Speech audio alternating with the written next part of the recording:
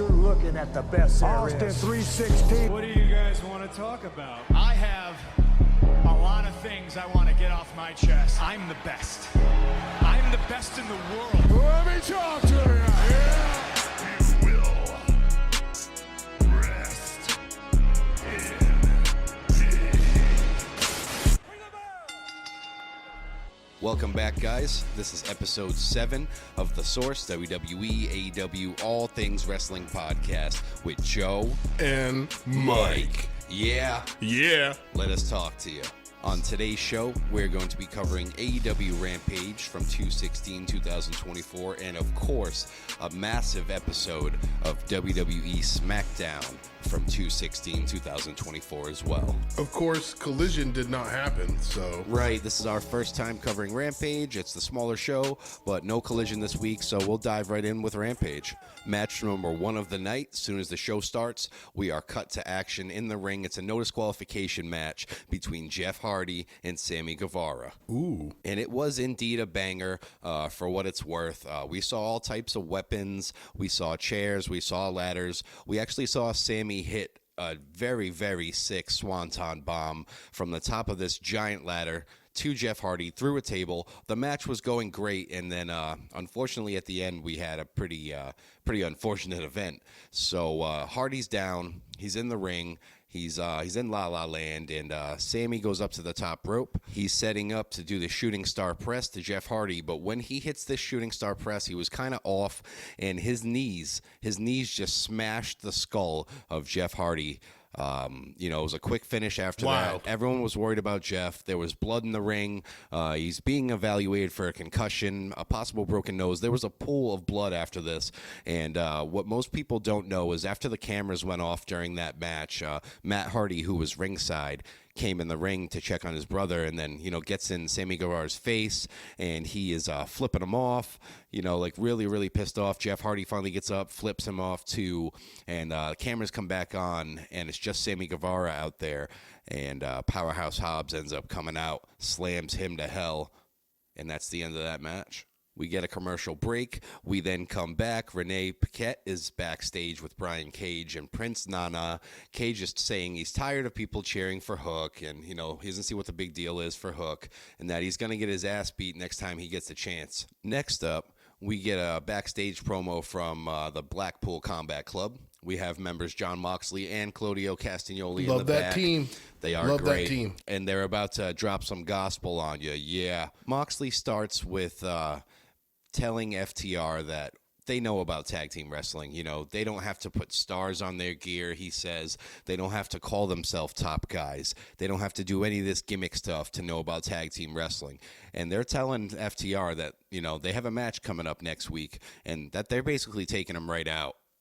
Will BCC teach the FTR guys a lesson? We will find out, and we will find out very soon.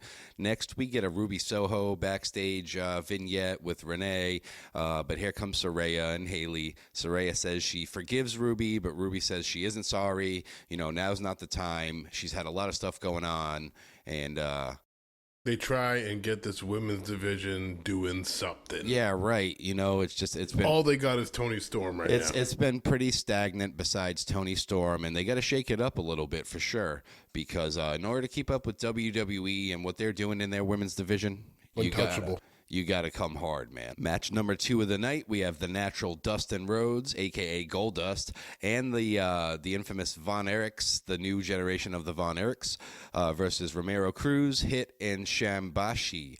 Now, this match was pretty entertaining only because, we have the natural Dustin Rhodes, we have the Von Erichs, so we get to see a lot of old school type wrestling here. Ends up with both of the Von Erichs hitting that iron claw at the same time.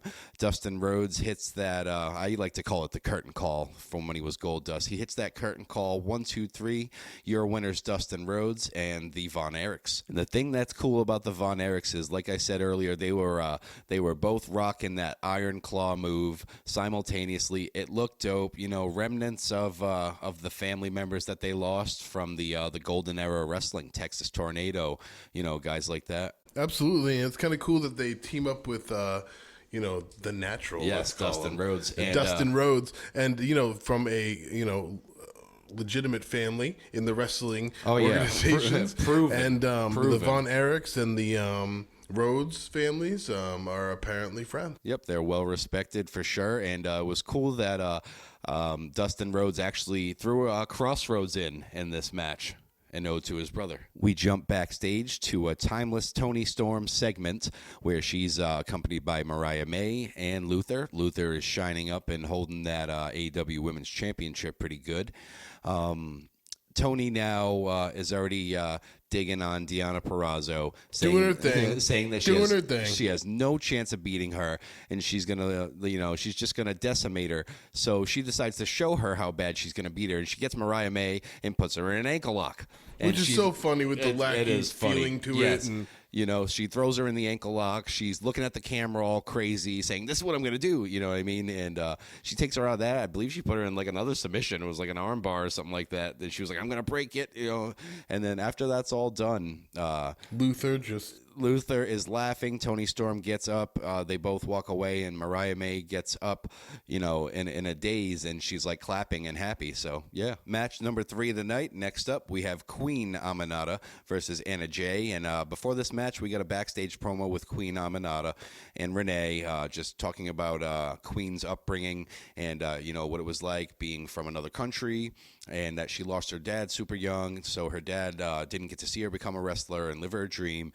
So, that's really it's really a cool story. We get some insight on her, and the match begins. It's fast, and both wrestlers are looking good. Like I said, a week before, Queen Aminata she's been on point. She's looking like she's spending a lot of time in the ring training, but Anna Jay's looking just as good. They are both on it.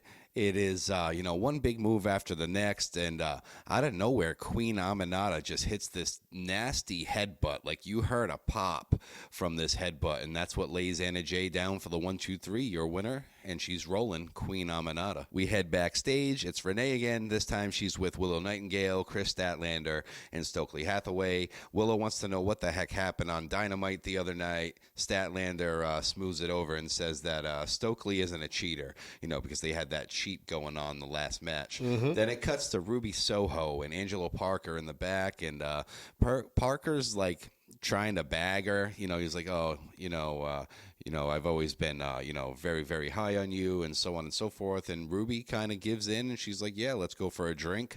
We'll take it from there, but not tonight. I have a red eye in the morning. So she walks away, and Parker's sitting there like a kid in a candy store. He's all pumped. He gets a date with Ruby Soho. Boom. We now have your main event match of the night, match number 4. It's the Bang Bang Scissor Gang. Guns up. Guns up for the Bang Bang versus Dark Order, Jay Lethal, Satnam Singh, and Jeff Jarrett, randomly enough. He still wants to be in the spotlight. I was never a big fan, but here he is on a main event match on this week's Rampage. So the match starts. Everything's looking good. It's kind of chaotic. There's 12 people out there, but everyone's getting their fair share of shots and licks. Dark Order guys, John Silver especially, was looking really good. I've always been impressed by him, but they can't seem to really find anything for him. He's not really charismatic on the mic. The Scissor Gang's doing their thing. They hit all their big spots. Daddy Ass is coming in. He's looking ripped. Yeah. In his 60s, man. He's still hitting on all cylinders. Killing it.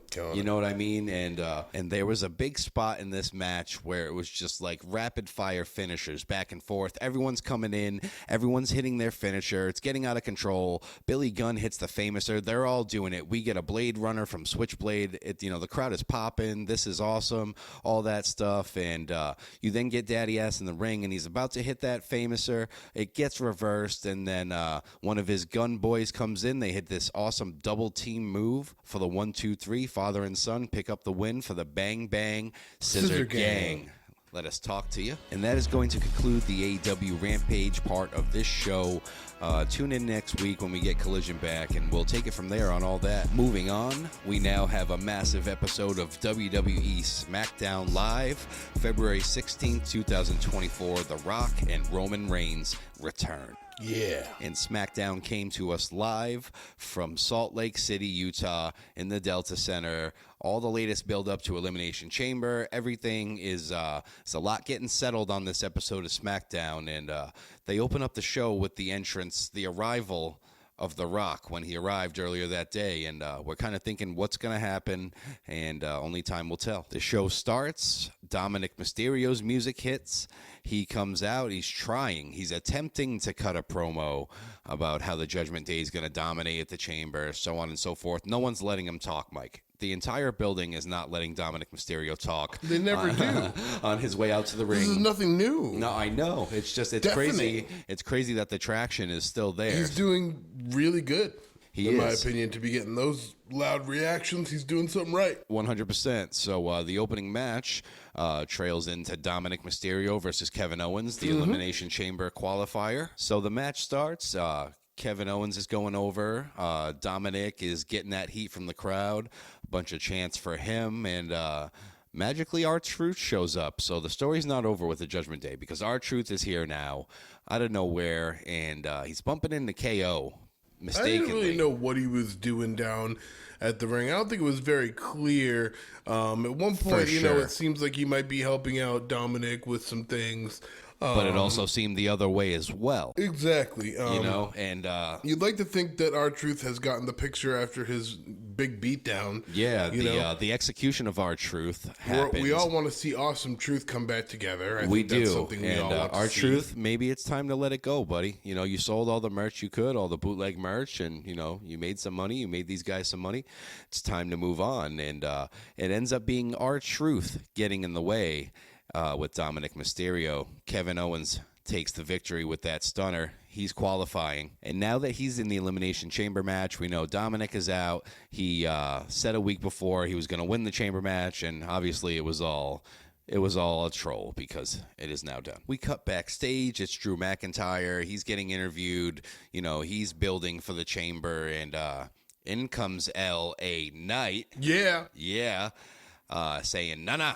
We're going to put an end to this right now. He's saying he's winning the Chamber match. He's going to face Seth Rollins. No fear. No fear at all in LA Knight. But at the same time, Drew is acknowledging that LA Knight is good on the mic, but he's not winning championships. And Drew has. So that's the argument he's making there. And, it's leading up to the Chamber. Maybe this is going to be another little butting of heads in the Chamber match, too. But also, it was announced that Drew is going to face LA Knight on this Friday's SmackDown. Yeah. And that's going to be an interesting match. And we're pulling for an LA Knight victory with a little BFT for you.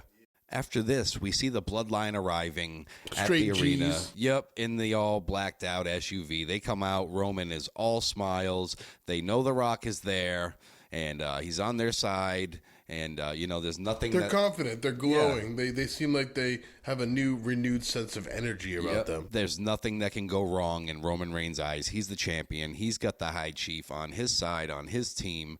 And then we get Zelina Vega making her entrance to send us to break. Here we go. And after her entrance, we cut to another backstage promo real quick. It's Logan Paul and his entourage. They're arriving.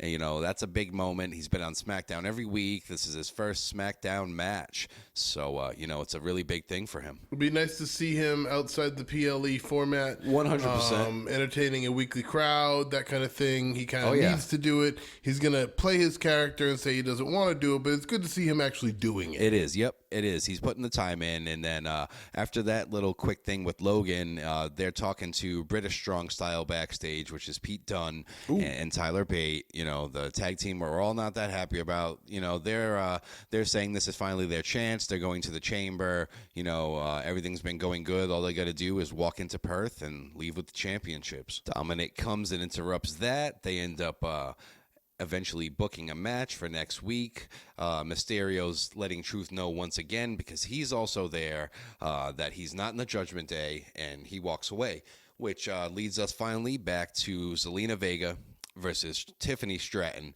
another Elimination Chamber qualifying match, and Tiffany made this look easy, Mike. She really did. She's a great athlete, looks great, performs great. and immaculate. Shape. She's got it all. She's got the looks. She's got the moves. You know what I mean? And she'll play out this character for a bit. It's a good character, and then they'll find something like Rhea Ripley found as her forever home character, or whatever the case may be. They'll find her niche, and she ends up qualifying for this Elimination Chamber, and this is huge for her. She's young. It's very early on, but she's entertaining. We'll see where it goes. We had some distraction factor, yes, in the match. I still think Tiffany was going to win anyway. We had some LWO members out there. Zelina pulled Elektra Lopez out of the crowd, and they fought briefly. But Stratton hit that spine buster. You know, she gets up to the top rope, hits that prettiest moonsault ever, and it's Tiffy time, folks. Very excited to see where this young lady's career goes. Oh, yeah. This is an exciting one right here. I think this is a great new talent for the WWE. And I couldn't agree more. We pay into a backstage segment now with the club. It's AJ Styles, the Good Brothers, Carl Anderson, Luke Gallows, accusing him of forgetting who he is. They're talking about AJ. And AJ's just like a wild animal back there. Yeah. Like, what's his problem? He's like not speaking. Like, he's just like grunting. Like, what is his deal? He's like an animal. They're saying he needs to remember he's the phenomenal one. And, he needs to remember who he is, what he stands for. And, he rises to the challenge and they have a standoff. We go to another break. He's just not having it. Nobody in the world, not even his allies, he's not getting along with anybody. What's his deal right now? Yeah, what's his problem anyways? What even happened to him? He got injured and came back, came back in a really bad mood. Yeah, what's his problem? Next up, we get the remaining members now of Damage Control. They're just a trio, and they're cutting a promo in Japanese now on Bailey. They're giving him the Shinsuke Nakamura. Yes, they're getting that treatment for sure. They're cutting this which promo. They need to do with Sky if they're going to do anything with her. And it's interesting to see this other side to it because we were waiting to see what the remaining members of Damage Control would say. Right. Are they going to stay Damage Control? Are they going to change the name? I feel like they should, and maybe Bailey and Dakota Kai can start their new Damage Control. That'd be cooler. Right? Yeah, I feel I'm with that for sure. And now they're saying Bailey's going to be embarrassed at WrestleMania, and that Dakota Kai, you're not off the hook. You're going to face consequences for siding with Bailey on this one. Yep. Next up on this episode of SmackDown, we have the AOP, Authors of Pain. They are back, and they're looking to squash some jobbers, apparently. Yeah, easy one for them. You got two probably local guys who set up the ring that day, and they're going against AOP. Quick squash match, Goldberg style. It's over before it even started. AOP's your winners, and it wasn't even difficult at all. We then get the Maverick himself, Logan Paul. He's backstage getting interviewed by Byron Saxton. He's basically saying that everyone in attendance is welcome. Everyone watching at home is welcome because he's on television for free.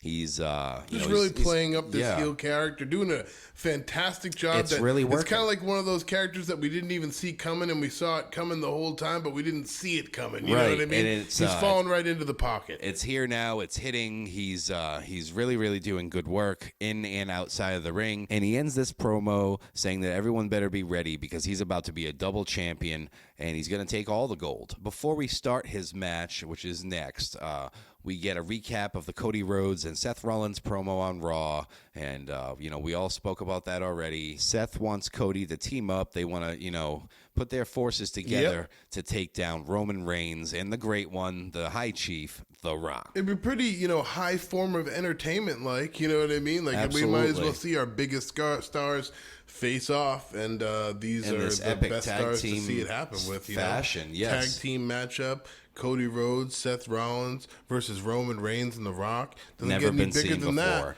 I mean, maybe a little bigger. Could be Roman versus Rock. Waka waka. But no, we want Cody. We Cody. Do. Hashtag we want Cody. We are not Cody crybabies, but we want Cody. Yeah. Next match, we got Logan Paul himself versus The Miz in another Elimination Chamber qualifying match. And these guys, they know each other well. When Logan came into wrestling, he came in with The Miz at WrestleMania to go against the Mysterios, if you remember.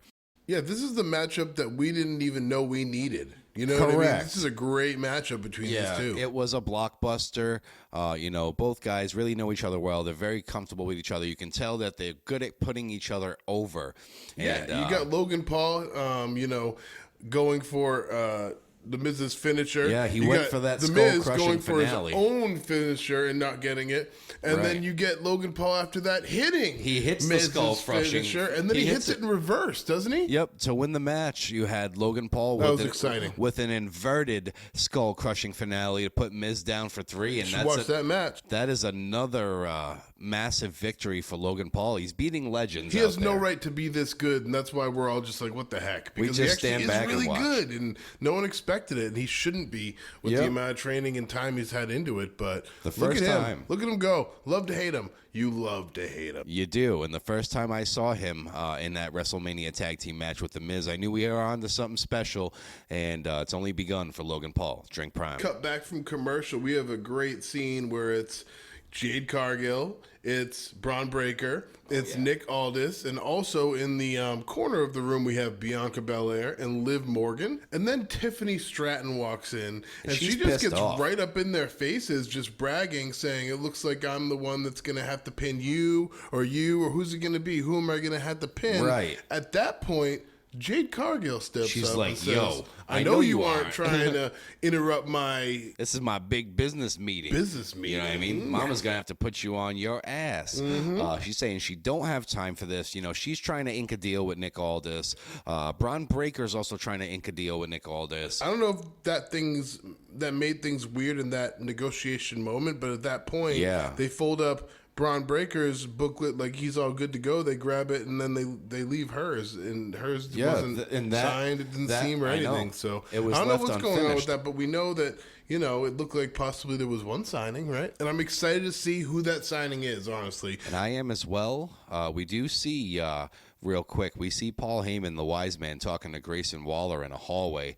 We want to know what that's about. Maybe, a little insurance policy on that Grayson Waller effect on the upcoming Elimination Chamber. And after this, we're back in the ring for another Elimination Chamber qualifier. It's Alba Fire and Naomi. And women's qualifier. Yes, for the women. And they're trying to push this Alba Fire, right? With this big spooky entrance and I saw that. That was a little like, whoa, where'd this come from? Yeah. Has that been going on for a while? Was it the first time? That wasn't the first. It's been a few weeks with that, and it's still really not cooking like it was. It was drawn out for sure. It took it forever to get to the ring, and this match is. It's interesting because Naomi has just returned. She's never wrestled. This is my first time really seeing her fight, honestly. She's never really wrestled Alba Fire on TV at all. And see if she still got it. Yeah, right, exactly. She wants to make her feel the glow. It ends up ending. Naomi gets the submission victory with the Feel the Glow, and she's moving on to Elimination Chamber, her first one in a very, very long time. That's a good addition to the chamber right there. Absolutely. She's solid. She can make things interesting, and she's just getting back, and she's already in the main event picture. Let's keep it rolling. Boom, boom, bang, bang, scissor gang. Scissor me, daddy ass. Backstage cuts to Dakota Kai, and she walks up to Bayley, but Bayley is just not having it. You can tell she's got her walls up. She's got the PTSD from everything that happened to her with damage control. She doesn't know if she can trust her. She goes on to say, I was just doing it because I thought it would pass. I thought the situation would resolve itself. She reiterates. Bayley just is not having it, and I'm interested to see where that goes because it doesn't seem like Bayley's budging. She seems more like a lone wolf. Now. We're getting. We'll see, but I'm hoping that ultimately I'm hoping Dakota Kai ends up teaming and aligning with Bayley to get that trust back. And I don't want her to double cross her either. I want that to stay together. That'd be cool. I'm so sick of Damage Control, and I'd really love to see those two join up with a third and just take them out. I'd love to see it too, and Dakota Kai. Maybe Tiffany Stratton. Yeah, that would be super cool. Dakota Kai is really gingerly approaching Bayley in this promo. Bayley's just giving her the cold shoulder. It'd be a really smart move by Tiffany Stratton to align herself with Bayley and Dakota Kai. That would really do well for her, staying around on the roster and having a purpose. Relevancy factor is big there, yes. Speaking of big, We then have general manager of SmackDown, Nick Aldis. He's on stage. He comes out. Here we go. He's letting you know that one of the individuals he's been negotiating with has inked a deal, and he welcomes. Big announcement. He welcomes a new free agent. Here we go. The newest member of the SmackDown roster, Braun Breaker. Hell yes. What a good addition. Oh, yeah. What a good signing. So excited to see what happens with him. I don't know why Paul Heyman's been hinting around with him. It'd be cool to see what happens with that. But, hey, congrats, Braun Breaker. You have officially graduated from NXT. Yes, sir. And after this big signing, we then see the Bloodline walking backstage to send us to break. We know it's coming. The main segment of the night, it's the Bloodline. It's The Rock. Are you guys ready? Because we're ready. The Rock says, Know your role. And yeah. And then it finally happens. We get the Bloodline. They come out. They're standing in the ring for quite a while before Roman hits the old acknowledge me. I feel like we were waiting the whole episode just to see when The Rock, when Roman, when the Bloodline would come out, because we were looking for some answers. Yep. And, you know, once again, they didn't give us all the answers we were looking for, but they gave us a big answer. And the big answer that they came out with right away through Roman Reigns' lips was The Rock is in the Bloodline officially. This is a thing. It's official. It was spoken into existence at this episode of SmackDown. Yep, and The Rock is officially a member, they say. Cue his music. He comes out now. He takes a little bit to come out at first. The music's hitting. We're like, okay, waiting for him. He comes out, decked out, Hollywood Rock, heel He's rock. got the shirt on. He's got the $500 shirt, Cut which off is shirt now version of the old one, you know? which is probably now a $5,000 shirt. Okay, he comes out. He's hitting his pose. People don't know whether to cheer or boo at times, and we got to get ready for a real big segment right here because The Rock had some things to say, and a lot of them weren't nice. This is the first time we're seeing heel Rock. So he was going to smack the herpes off He one really of the fans. did. Yep, he. Remember that one from back in the day? He brought that back. Oh my full God! circle. And all is right in the world. We're getting the best Rock right now. We're getting the best Rock we could possibly get. We are. All is right in the world when The Rock is calling the fans in attendance trailer park trash. That's when you know. Attendance records and all kinds of things he's talking about. The most trailer park trash ever in one facility. That was cool. It was, and bring him up and then bring him down. You know, literally, he's saying it's no longer story time with The Rock. Sing along with The Rock. You guys lost that privilege. You just gave up on the biggest main event we could have ever had because of the Cody Crybabies. Mm-hmm.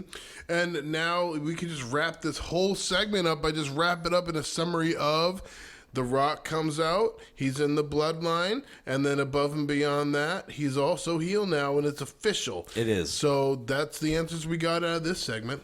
And, as we continue on the road to WrestleMania, we kind of wonder, is The Rock, is he trolling right now? Is he just playing along? Or is he actually in this to make sure Roman Reigns leaves WrestleMania with that championship? He's thinking long game, I think, from what I hear from everybody right now. And I think on the road to WrestleMania, maybe Cody Rhodes will bring some people with him along the way and start creating some kind of side or faction to how he's going to, help himself, because he can't go into this alone. No, he can't. So something's got to be done. I think we're going to see some kind of aligning going on. We got to have some kind of alliance, and that's where Seth Rollins comes into play. And Sammy, maybe.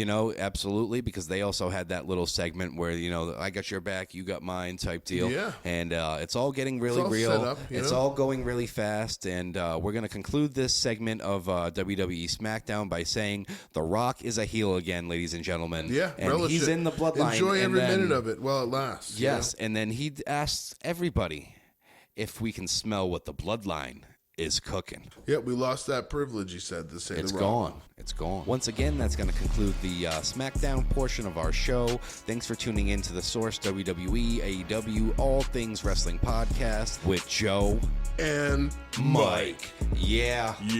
And before we go, guys, we're going to end the show the way I like to always end the show. We're going to start with some more on this day in wrestling history for you. And on this day in 2007, John Cena, Doctor of Thugonomics, and Shawn Michaels defeated Batista and The Undertaker in the main event of WWE No Way Out in Los Angeles, California. And on this day in wrestling history in 1996, Bret Hart retained the WWF Championship against Diesel in the main event steel cage match of In Your House 6 from Louisville, Kentucky.